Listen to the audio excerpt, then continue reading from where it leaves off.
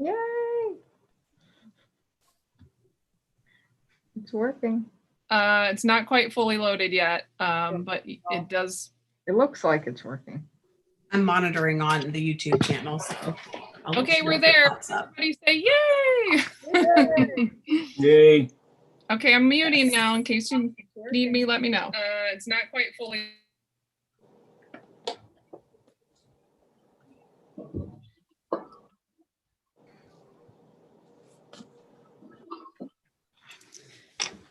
Is it on? It's on, you guys.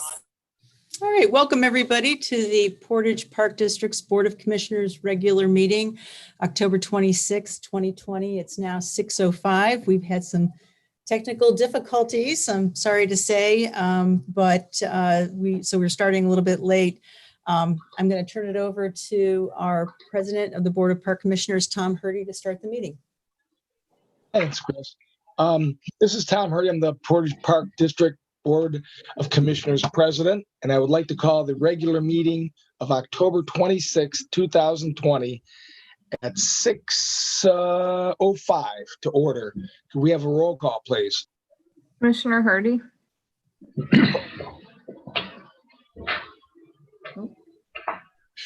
Commissioner Hurdy. Present. Commissioner McKinney. Here. Commissioner Engelhardt. Here. Commissioner Orisham. Here. Thank you.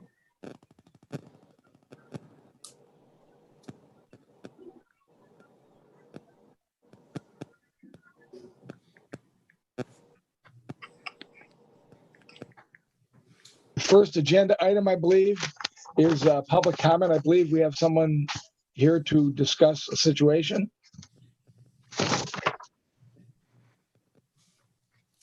Yes, my name is Benjamin Tipton, and Christine and I have talked about the parcel that is close to my parents' house, or directly adjacent to my parents' house on Ferguson Road. And I wondered if I could just screen share while I'm talking. I mean, I can't screen share, but I think that you all know the general location of the parcel that I'm talking about, because Christine had shared that you all are aware of it. And I just wanted to make an appeal directly to you all. Oh yeah, thank you, whoever's running that. So myself and my family are, avid nature and outdoor enthusiasts. We frequent the Portage Parks, Portage Bike and Hike Trail, Towner's Woods weekly. I was born and raised in this location next to Herrick Fen. And so you can see the small, it looks like a upside down U. That is where, yes, thank you for circling. That is where my parents' house is. They've been there 46 years, and they have every intention to be there till the end of their days. And us as kids and grandkids will continue to maintain this parcel. This is home base for us forever. The appeal is it's an all-electric home. The utilities are actually on the land that you now own. So that's one concern that we have. It is not on our actual property. So there is an easement issue for that. And the home is completely dependent on electricity, as I said. And we are concerned about the level of the lake, which is the lake due south, which is like the back of my parents' home, that has been, at a steady height since forever, that we've known for sure. And it goes back to the 1920s at the very least, at the level it is at. And it has dropped because there's a drainage issue with a drain pipe that needs to be replaced. As you can see, the majority of the lake is still owned by Joan and Joyce, the neighbors that parcel is within. And with the drop in the lake, we just have a lot of the invasive narrow-leaved cattails that are now circling the lake. So that's a concern for us. And we would like that to be maintained. Our appeal is to buy a very small parcel to give us a little bit of a buffer. If we zoomed in, you'll see that the house is virtually on the property line. It's a buffer of about, I haven't measured it myself, but it's very close. There is a small split rail fence that was put in by the Nature Conservancy that details the line. And so we are asking to purchase a small parcel, which would basically be that peninsula, which would include the dam, which is right on the lower, that the dam is, yes, where that cursor is located there. And Christine has shared that it will be a Herculean effort if it's even possible, and even if the board were willing to consider it. We do fully understand that it will be quite an effort, and she's detailed all those things. But we're still requesting a small piece to give a little bit of a buffer and give my parents a little bit more peace of mind, especially when it comes to the lake and everything around their house that they've, this is really the only home that they've ever lived in, and we intend to do so into the future as well. So with that, I don't know if there are any questions, or, I'm sure that you want to get on with the meeting too. So this is Tom. I'm the board president. I've got maybe a comment or question, then Chris, you can help me out with this. But I remember when this property came to us from the Nature Conservatory, that there was an issue in regards to the dam, in that they didn't want anyone else changing, refurbishing, or doing anything. Is that connected with how we acquired this land? Is that the problem? We acquired the property. They donated it to us as a partner effort to reduce the amount of local cash we had to pay for our match for the grants. So we had an appraisal on the Nature Conservancy parcel, and that appraised value reduced our cash contribution to match the grant. My understanding is that the Nature Conservancy had no interest in maintaining that dam or the pond. And they declined to put money into either engineering studies or construction to make that happen.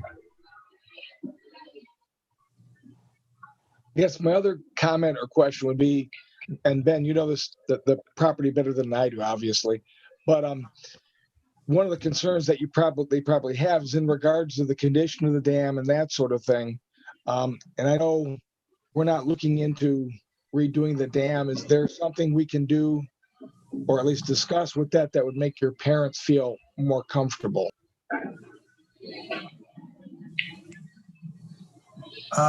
Great question. They're not standing next to me or anything, so I will have to go back to them and ask. But our interest is maintain the level of the water, and so it's down about 3.5 feet, and that's a significant amount for a lake that size.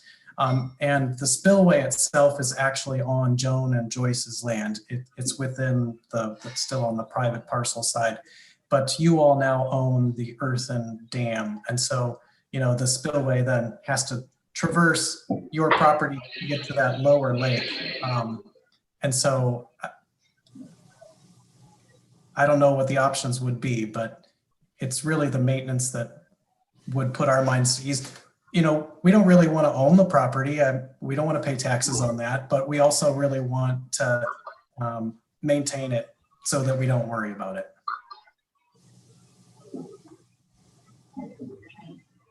Have you talked to the neighbors whose property the lake is on? What's their opinion about the lake? Their opinion of the lake, they're supportive of redoing the spillway. And it's a vertical pipe. It's like an L spillway. It's a vertical pipe that's actually in the lake, and then it goes horizontal out, and it spills out at the lower lake, which is the Western Lake, North and Western Lake. So they're supportive of it maintaining at the level that it is. And the dam, it's only for the lower lake, I guess upper if you're talking about height, but is that the south? This pond goes through this spillway. The spillway pipe actually is out in the water here. So the water Yeah. goes into the spillway and then it goes through the dam and exits out here into this lake. And then actually this in turn exits down here. So the one that is at the top of the picture, is that threatened by the some dam issue as well, or it's a natural lake without a dam?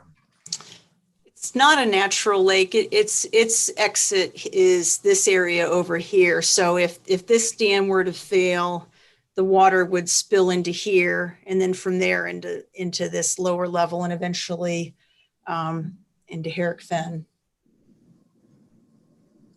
Yeah, Okay. the dam on the west that Christine was just pointing at, that is severely compromised and has been for a couple of decades. And the majority of that dam isn't really retaining any water anymore. Every once in a while, beaver come in and fill it in to their best ability, which they do so well. But that, I believe that if that dam ceased to exist and the remaining 2 feet of material that is there went away, that would still be a kettle lake, I do believe. It is quite deep in the center. So that would still remain a lake even without the man-made retention, which is where Christine was pointing the cursor. We're principally talking about the other lake because that other area is a much bigger kettle of fish. Okay. Whose property is that lake on? This lake, Bob Gressard still owns this. This is another Nature Conservancy parcel. It's part of Herrick Fen. And the lake in question that they're concerned with is the one to the southeast? Correct, this one here. Okay. Whose property is that on? Joan Sturdivant and Joyce Keller. Okay. And the dam is further to the west of north and west of that. Correct.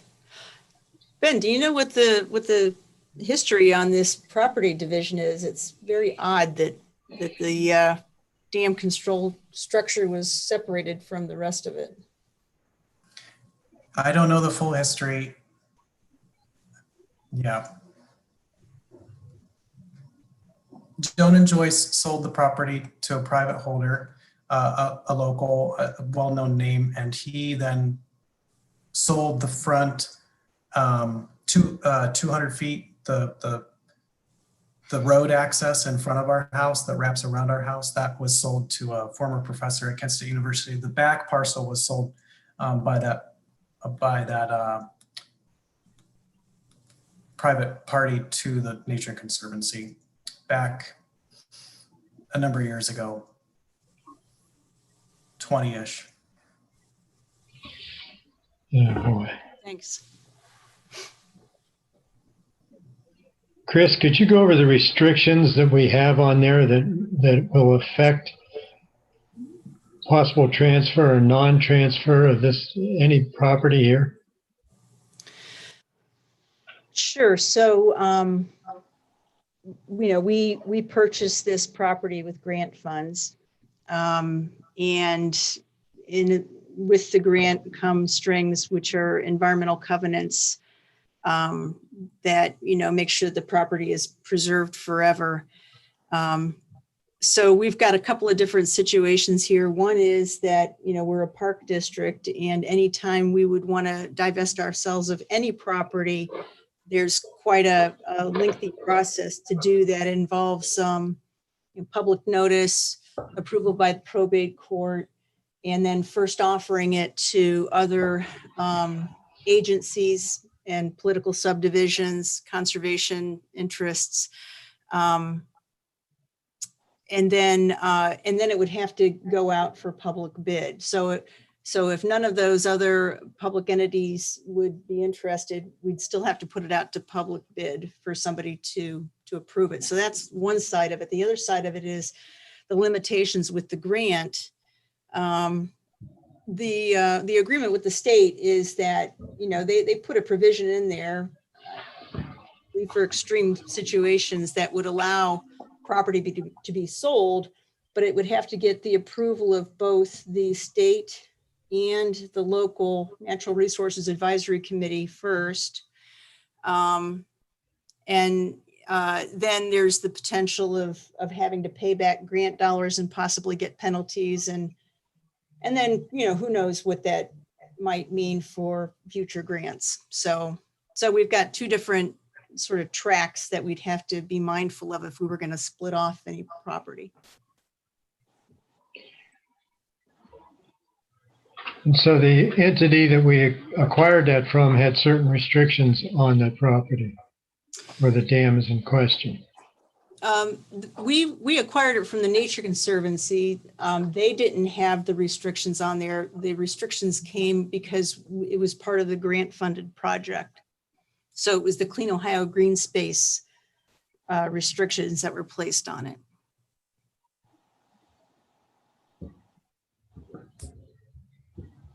So do you know of instances where property's been sold like this with the grant situation that we have? I don't know of any instances that have been of Clean Ohio Green Space properties that have been sold. Okay.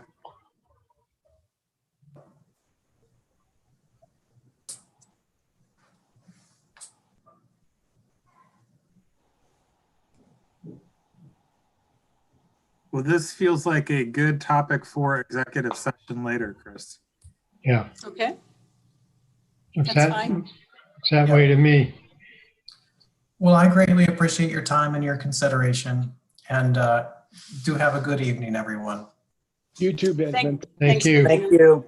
Thanks, Benjamin. Bye-bye.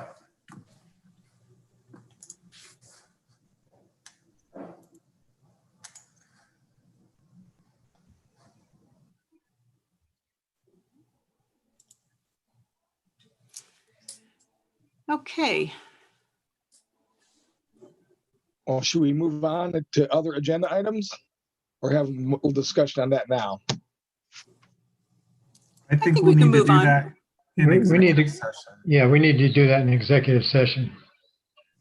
Well, let's move on then. Has everyone been able to look at the minutes from September 28th, 2020 during the regular meeting? And if so, are there any comments or needed changes to those minutes? They look good to me. Do I have a motion to approve those minutes in a second? Move to Sure. approve. This is Alan. I'll second. Alan looks to move and Scott seconds the motions for the minutes from September 20th, 2020.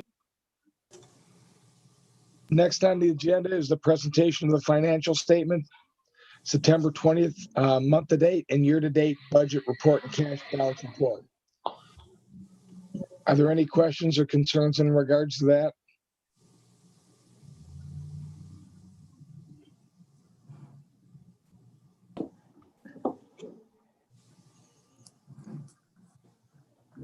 No questions from me. If there are None no here. If there are no questions and concerns, can I get a motion to approve the minutes or to approve the financial statement and also a second? This is Chuck. I'll move to approve financial statement. I'll second. This is Alan. Do we have a roll count vote? We have Chuck making the motion and Scott seconding the motion. Do we have a roll call? Commissioner Hardy, Yes. Commissioner McKinney, Yes, Commissioner Engelhardt, Yes. Commissioner Oroshan. Yes. Thank you. We should probably have a roll call of the approval of the minutes also. We sort of. Sure. For the approval of the minutes of September 28th, Commissioner Hardy, Yes. Commissioner McKinney, yes, Commissioner Engelhardt, Yes. Commissioner Oroshan. Yes. Thank you. Can we move on now to the executive director update, Chris, please? sure.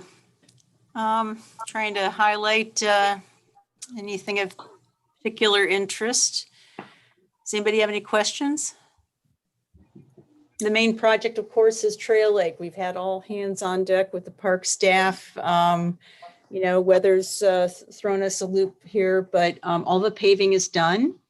And now the concrete work up at the trailhead is done. And what's left is the restoration and seeding.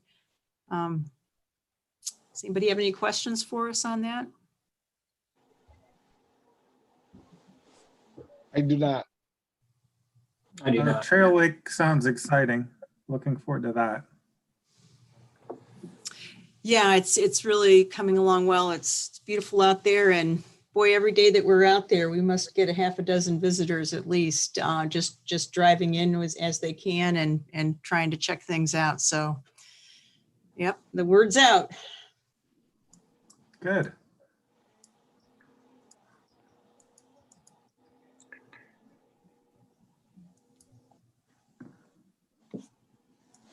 And I believe we're going to have Scott and Alan there at the opening. Is that right? I'm sorry, Tom and Yep. Chuck won't be able to join us. It's okay. I mean, it's a great thing. Sorry, I can't be there. If you're near an internet connection at 8 o'clock in the morning, you can get a live YouTube presentation, or live Facebook rather. Okay. Thank you. I'll probably be working right then, so I can't be Facebooking, I don't think. Okay. Chuck will have his sight on a deer right about then. It is that time of morning. Do we look at other information, the draft budget appropriations? Sure. I wanted to just get this to you in anticipation of passing it next month. This would be for the 2021 appropriations. As you recall, we've already done the tax budget, estimated tax budget, which certification is based upon. So this would actually appropriate the funds for us for 2021. I did make a few changes. You'll notice that I bumped up the full-time salaries in anticipation of potentially a full-time ranger. That pretty much accounts for the additional expenditures at the bottom. Part of the reduced carryover from the initial estimate is based on what we've talked about before with the return of grant funds, that, it's not going to be as much as originally anticipated to the general fund, but we're still in good shape. If we spend all of this, that would be appropriated, which we never do. But if we did, we'd still have the 485, 850 to carry over to the 2022. So I think we're in good shape. It still includes a couple of $100,000 for land acquisition, which would be potential grant matches for those projects we've got in the pipeline. And then, other opportunities that might arise that we want to jump on.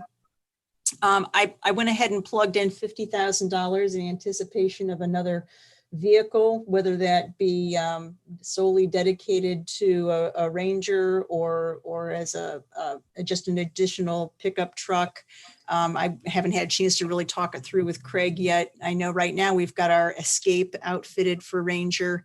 But, I regardless, as we add the staff, I think it's going to be needing an additional vehicle. And likewise, a all-terrain vehicle, utility vehicle for work out in the field. Engineering architecture, we can talk about that as well, with anticipated projects going forward. So if for instance, we wanted to really jump on Trail Lake shelter architecture, we could do that. Likewise, the Russell site next to Towner's Woods. Now that the house is going to be vacant, we're gonna want to plan for that transition. Even if we don't actually do the construction right away. And then the other side of that is once we have those architecture engineering studies and some nice renderings, we can also potentially partner with our foundation to to start a capital campaign for it. So that kind of explains the capital line. With Headwaters Trail, we've got our project in the works right now, engineering for the extension to Mennonite Road. So we'll need to move money over there for that next year. And I'm hopeful that we might have some plans actually for next month's meeting with a cost estimate so that we can consider bidding over the winter time. This is for the extension. Correct. It would take the trail, building a ramp essentially up to Mennonite Road, and then whatever, traffic control structures we need up there at Mennonite Road. Great. Chris, I have a question in regards to the salaries. It doesn't look like you increased the part-time employee salaries. Is there a need considering some of the changes we've made with the part-time folks, or no? We can look at that. It's reduced because we were initially looking at a part-time ranger. But I think I also did actually include in there a contingent position. We initially had planned this year a part-time program / volunteer support position.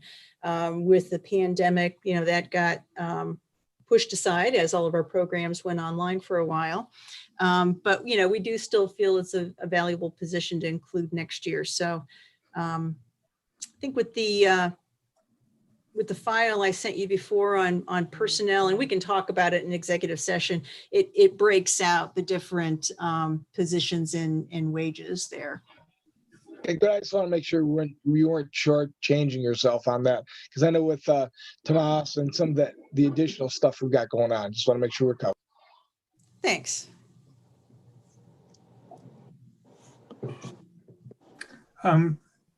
Just a question. The UT all-terrain vehicle brings up a question for me that's a little bit, well, definitely unrelated to the budget. And that is, I was at Shaw Woods last week, and I noticed on the Pinery Trail, the green one on the map, that there were vehicle ruts up on that trail, which is pretty narrow. Or what are we taking up there? Or is there somebody up there that's not us driving around? I can't speak to that. Craig, are you around? Yep, this is Craig. My first response to that would be it is not us, and it's not uncommon for some of the neighbors there to be traversing that, whether it's in four-wheelers is the most common. If it was a heavier, larger vehicle, I could look at those ruts and try to determine that. But my first guess is that it is not us. We would not take a pickup truck back on that trail unless there was an absolute need, because it is very narrow. Mowing and that type of maintenance hasn't been happening recently. We would do trail checks with our UTV, but it's pretty minimal impact. So I can follow up on that and try to get a better judgment of who or what it might have been. Great. It looked like a pretty decent sized vehicle from the size of the ruts to me. And it just, it makes the water stand and the trail not so fun to walk on. Yes, I can't imagine the oil well company would have ventured off that far off of their right of way. So other than that, I'll try to have to get maybe some insight from some of the neighbors. Fair enough. Follow up on that for you. Yeah, it definitely wasn't one of the oil access roads. It was on that particular trail, and it just seemed unusual for, I would expect that in some other places in that park, just not there. Yeah, that does sound unusual. All right, thanks. Yep.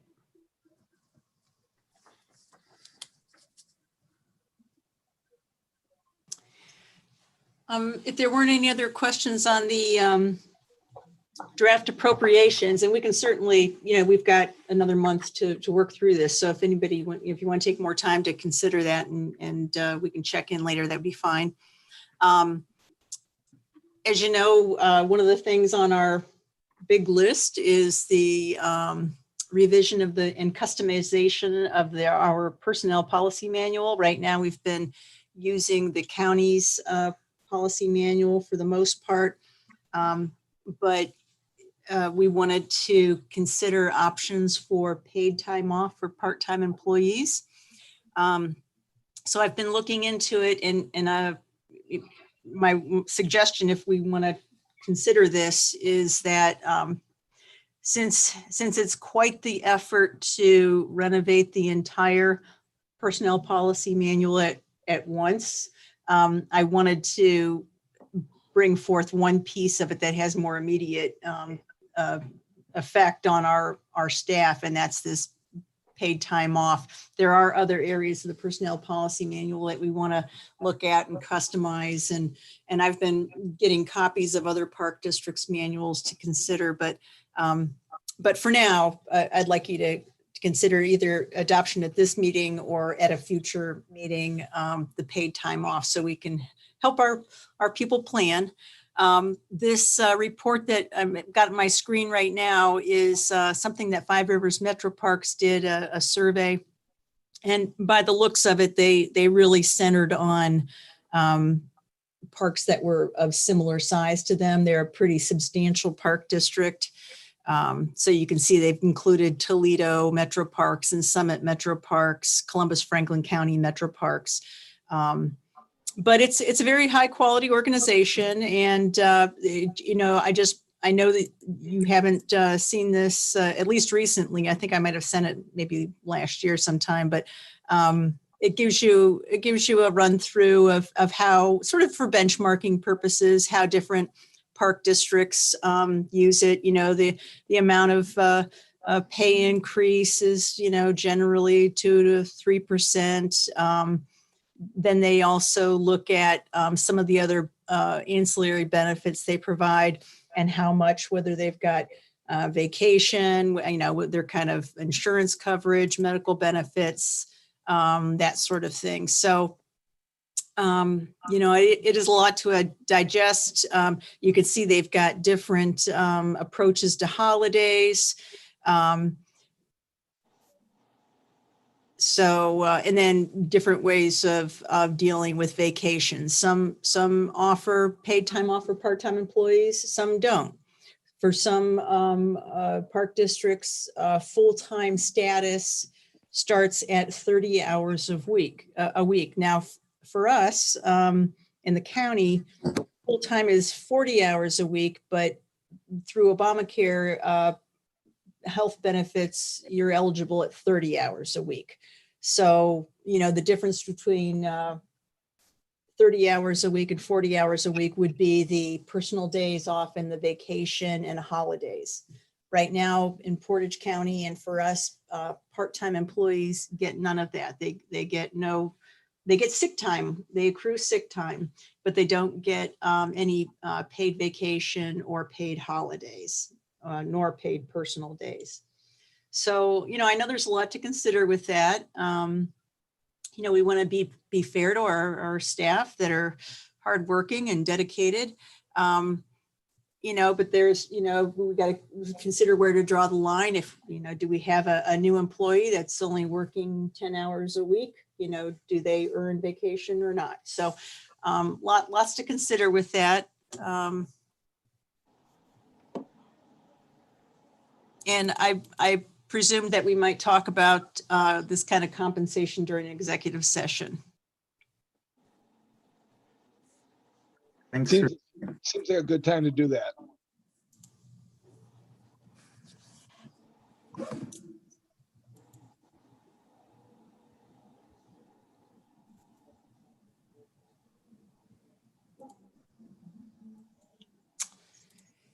Does anybody have any questions for me before we move on? I do not. I'm good. I'm good. We then looking at this resolution, Chris, is that part of old business? Yes. No, this is expense I'm sorry, old business. Yes, I was going to recommend that you remove that from the agenda Let's- until we get this design build issue figured out. That sounds good. Let's move on Okay, to this. do we need a motion for that? I believe so. Move to, move, yeah, Sorry, thank you. Alan. Second. Scott moved to table the old business and Alan seconded. Do we have a roll call vote? Actually, Tom, I'd recommend you just remove it from the agenda altogether. That way it won't remain in old business next meeting. And then once I have a chance to consult with some others on the design build process, I'll bring it up for the agenda again. I'll withdraw my second. Move that we remove it. Second, I have a motion that we remove old business and approval of the action items by Scott and second by Alan. Do we have a roll call vote? Commissioner Hardy, Yes. Commissioner McKinney, Yes. Commissioner Engelhardt, Yes. Commissioner Orisham. yes. Thank you. We can move on to resolution 220, a resolution approving the park board district expenditures for the month of September. If anyone has any questions about this.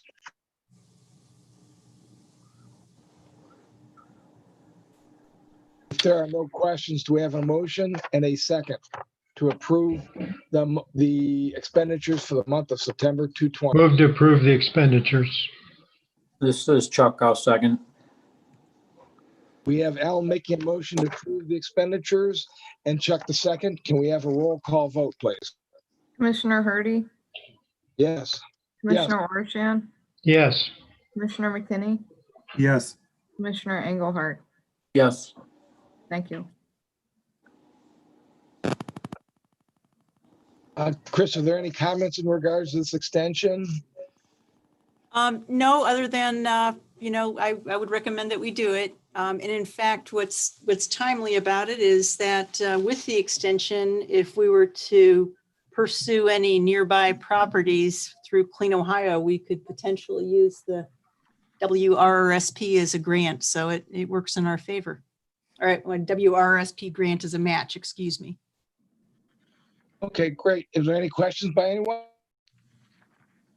Do I have a motion to, let's see here, motion to authorize time extension with the agreement for WRLC for the acquisition of the Becker track?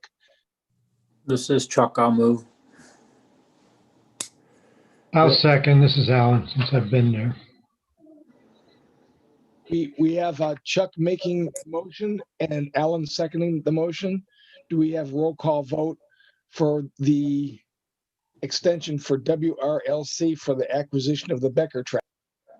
Commissioner Hardy, Yes. Commissioner McKinney, Yes. Commissioner Engelhardt, Yes. Commissioner Orisham. Yes. Thank you.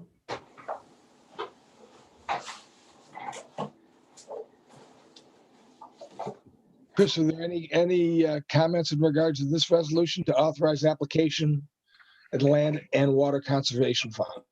Sure. So with everything that was going on this year, and in fact, ODNR's website was down for a while. It was unclear whether they were going to have a grant cycle for the Land and Water Conservation Fund. And I just, I went, because I'd been checking throughout the year and didn't see anything posted. And lo and behold, they did recently post it with the application deadline of November 16th. So I thought, I don't know what we can pull together in the short term, but these Land and Water Conservation Fund grants are available for land acquisition or park development. As you might recall, we had previously gotten a $300,000 grant through LWCF for acquisition of Trail Lake.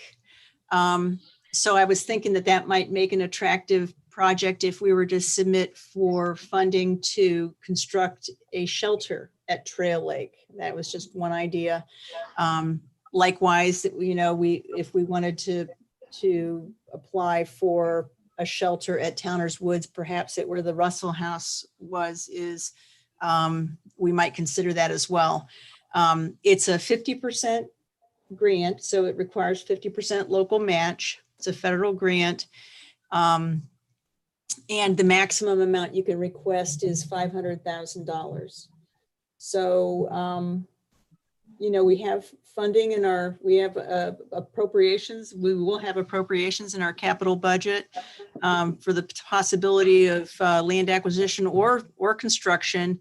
All of these resolutions for ODNR grants are pretty generic. So it doesn't require us to specify in the resolution exactly what and how much we're requesting.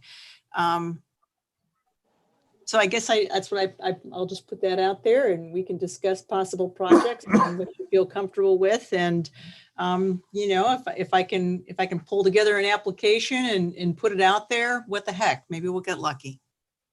Again, with the development of this Trail Lakes Park, it seems like that's going to be a very big hot spot.